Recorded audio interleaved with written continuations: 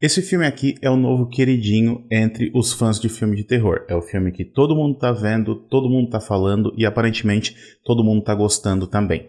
E tem motivo pra isso. É um filme que é tenso, é assustador, é divertido e consegue prender a nossa atenção.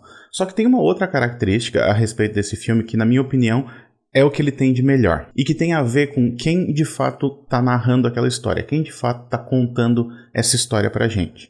E talvez não seja quem você está pensando. Vamos conversar um pouquinho então sobre Late Night with the Devil?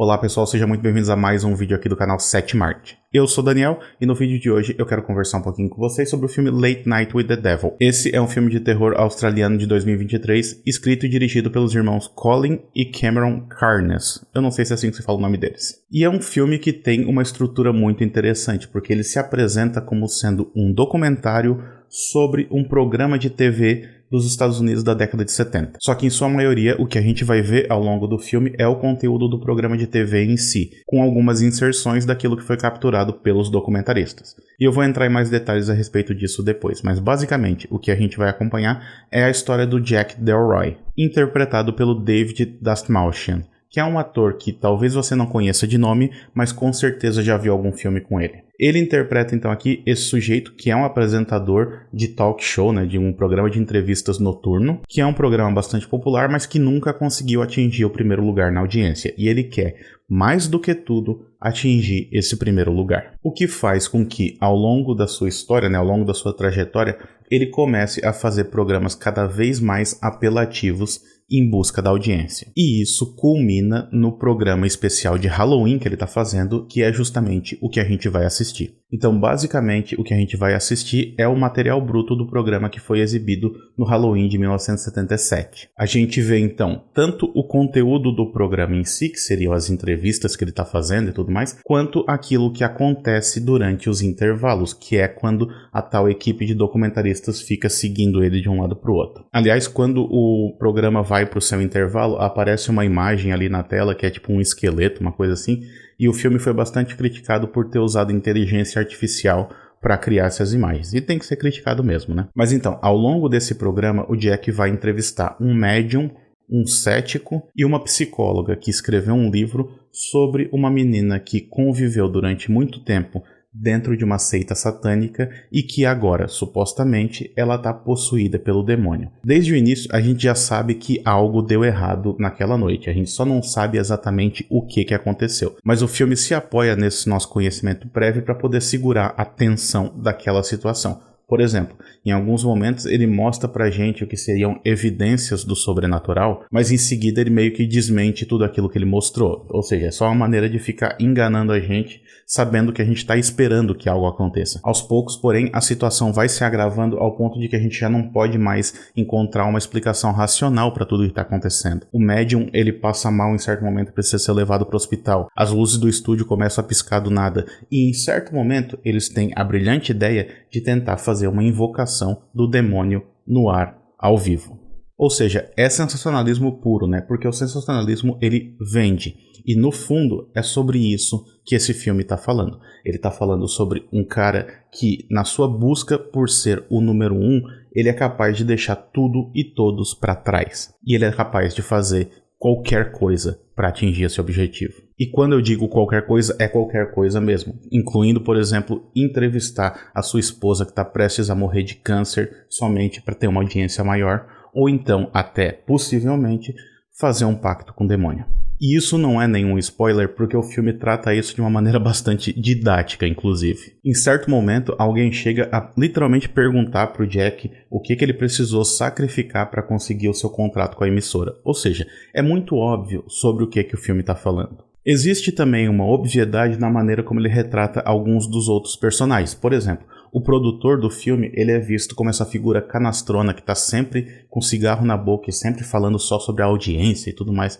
É tipo muito estereótipo. E até quando o filme consegue acertar em alguma sutileza, ele acaba exagerando demais. Assim. Por exemplo, tem uma cena em que o Jack faz uma piada com o seu assistente de palco ali e você vê claramente que o cara não gostou da piada que ele fez. Então é um detalhezinho que eu acho bem interessante. O problema é que constantemente essa situação vai se repetindo. Então, constantemente o filme vai mostrando pra gente a reação do assistente de palco não concordando ou não gostando de alguma coisa, e aí aquele pequeno detalhe acaba se perdendo em meio a esse exagero.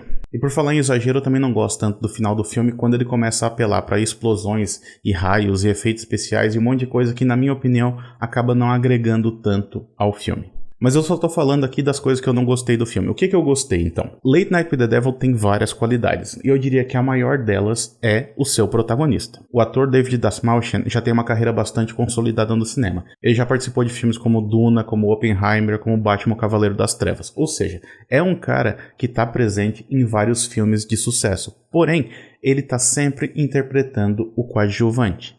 Nesse filme aqui, ele mostra que ele consegue segurar um filme inteiro sozinho como protagonista. E de fato ele consegue, porque ele entrega pra gente uma atuação que é recheada de nuances. Por um lado, ele consegue transmitir pra gente toda a ternura que é inerente ao seu personagem. Principalmente quando alguém menciona, por exemplo, a esposa dele. Dá pra ver que ele tá contendo o choro naquele momento. Só que ao mesmo tempo que a gente acredita nesse sentimento dele, a gente acredita nessa ternura, a gente também acredita na ganância que move ele. A gente também acredita que ele é capaz de qualquer coisa para ser o número 1. E essa construção do personagem principal como sendo essa figura contrastante é algo que funcionou muito bem. Além disso, o filme tem os seus momentos genuinamente assustadores. Tem uma cena de hipnose, por exemplo, que eu achei sensacional. E é uma cena que imediatamente muda o tom daquilo que a gente está vendo, porque ela abandona toda a sugestividade e passa a apelar para o grotesco. E outra coisa que eu gosto bastante a respeito desse filme é o formato que ele é apresentado pra gente, porque eu acho que esse formato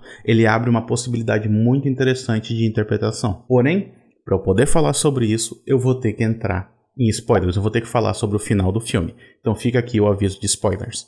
E caso eu vá perder uma parte da audiência por causa disso, eu peço que se você está gostando desse vídeo até esse momento, deixe o seu like aqui embaixo, se inscreve no canal e ativa o sininho de notificações para não perder nenhuma novidade. Aproveita também e me segue nas redes sociais, todas elas vão estar linkadas aqui embaixo. Beleza? Então, eu tenho a teoria de que o que a gente está acompanhando ao longo do filme todo não é necessariamente o conteúdo que foi capturado por uma equipe de documentaristas. Na minha interpretação, o que a gente está vendo é a própria visão do demônio. E por que eu acho isso? Bom, tem alguns motivos para isso, né? O primeiro deles é o fato de que eu não acho que uma equipe de documentaristas conseguiria capturar tudo aquilo que a gente vê acontecendo durante os intervalos do programa. Porque esses conteúdos são extremamente invasivos. E sim, uma equipe de documentaristas seria capaz de conseguir se aproximar bastante do seu objeto, por exemplo. Mas tem alguns conteúdos que eles conseguem capturar que eu não sei se eles conseguiriam normalmente. Porque, por exemplo, tem cenas em que os personagens se afastam dos outros porque eles querem falar em segredo. Eles não querem que mais ninguém saiba sobre aquilo que eles estão falando. E aí não faz sentido que eles falem esses segredos na frente de toda uma equipe de câmera. Da mesma maneira, tem uma hora durante o filme em que o programa vai pro intervalo e a Lily, que é aquela menina possuída, ela pergunta para qual câmera que ela deve olhar. E aí o Jack fala, não, a gente tá fora do ar agora, tu não precisa olhar para nenhuma câmera. Nesse momento que ele fala para ela não olhar para nenhuma câmera, é justamente quando ela olha para nós. Quando ela olha para a suposta câmera dos documentaristas, que, na minha interpretação, é o momento em que ela está olhando para a cara do demônio. E sendo ela uma personagem que tem proximidade com o demônio, faria sentido que ela conseguisse enxergar ele naquele momento. Por fim, tem também uma sequência que acontece no final em que a gente literalmente meio que entra na cabeça do protagonista. A gente começa a ver cenas do passado dele, ou então a gente começa a ver coisas que a gente já viu antes, mas que tá diferente agora.